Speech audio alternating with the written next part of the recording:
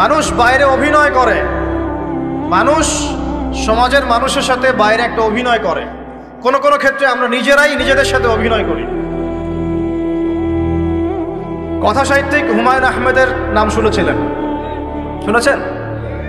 ইন্তেকাল করেছেন। তিনি তার বইয়ের মধ্যে লিখেছিলেন যে এই পুরো দুনিয়াটা হচ্ছে অভিনয়ের মঞ্চ। কথা সাহিত্যিক তিনি বলছেন তার মতো করে এই পুরো দুনিয়াটাই অভিনয়ের মঞ্চ, আর আমরা সবাই নিজ নিজ জায়গায় অন্যের সাথে অভিনয় করছি। কোনো কোনো ক্ষেত্রে আমরা নিজেরা নিজেদের সাথে অভিনয় করছি। তিনি বলছিলেন আমরা সবাই অভিনেতা, আর সবচেয়ে বড় অভিনেতা হচ্ছে পলিটিশিয়ানরা, কারণ তাদেরকে অনেক বড় মঞ্চে অভিনয় করতে হয়। এটা আমার কথা না, হুমায়ুন আহমেদের কথা, পড়ে দেখেন। তো আল্লাহ পাক পাঠিয়েছেন তার ইবাদত করতে, আর এই বস্তুবাদী জগৎ আমাদেরকে ভুলিয়ে দিল কিভাবে? কয়েকটা প্রলোভন দিল। প্রথম প্রলোভন হচ্ছে টাকা, তারপরে জীবনে কি করব প্রতিষ্ঠিত হওয়ার চিন্তা, তারপরে চাই আরো চাই এই একটা আকীদা দর্শন, তারপরে আমার স্ত্রী সন্তান আহার পরিবারের কি হবে, আর আরেকটা দর্শন আছে, এটাকে বলে চারবাক দর্শন। এবং দুঃখের সাথে বলতে হয় আমাদের রবীন্দ্রনাথ ঠাকুর কিন্তু এই দর্শনের মানুষ ছিলেন। চারবাক কিরকম?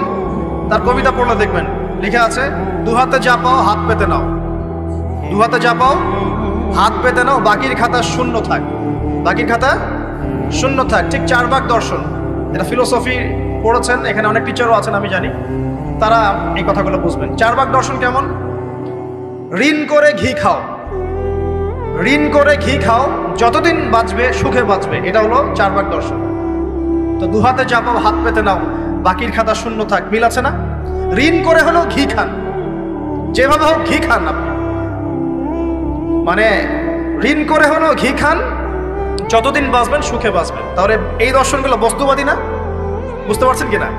ম্যাটেরিয়ালিজম, বস্তুবাদিতা, মানে আপনি চোখের সামনে যা দেখছেন এই দুনিয়া, যেভাবে হোক অর্জন করে নেন, বাকির খাতা শূন্য থাক।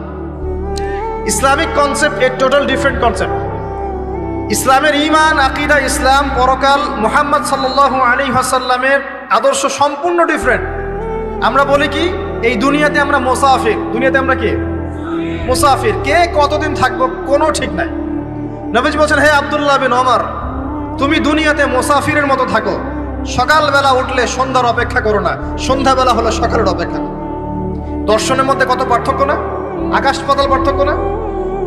এখন যদি এই বস্তুবাদী দর্শন দিয়ে আপনি চলাফেরা করেন, তাহলে তো আপনার লাইফের অ্যাম্বিশন হবে একটা ফ্ল্যাট।